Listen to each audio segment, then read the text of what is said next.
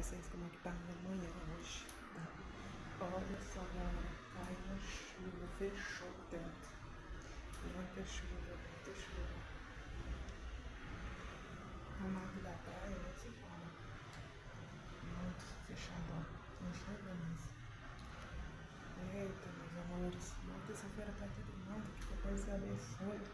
Simbora acordar, meus amores, que é terça-feira, hein? Eita, Jesus abençoado, iluminado por Deus. Isso aí. Vocês estão bem, meus amores?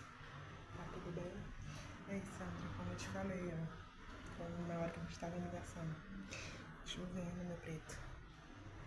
Muita chuva, pretinho. Como é que tá? Ai, meu Deus do céu. Príncipe, obrigada pela noite de ontem, tá?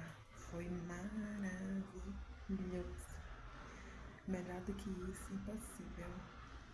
Obrigada pelo teu carinho, tá? Pela tua atenção. E também pelo teu... até pelos teus ataques de ciúmes. Vai vendo. Meu Deus do céu. Ai, Jesus. Olha, pessoal, lá na parada de ônibus, baixa chuva. Muita chuva, muita chuva. Então, é isso aí, galerinha.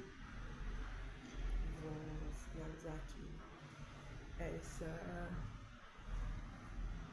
esse videozinho aqui com bom dia, que Papai do Céu vai ser vocês, que ilumine o caminho de vocês, que vocês estão na terça-feira abençoada, iluminada por Jesus Cristo, tá?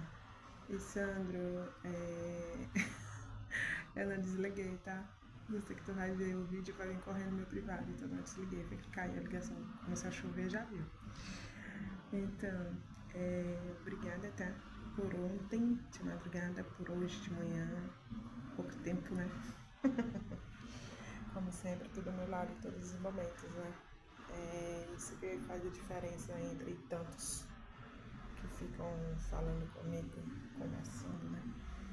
Você é o diferenciado. Eu já te falei isso, torno a te repetir. Você faz a diferença na minha vida, tá?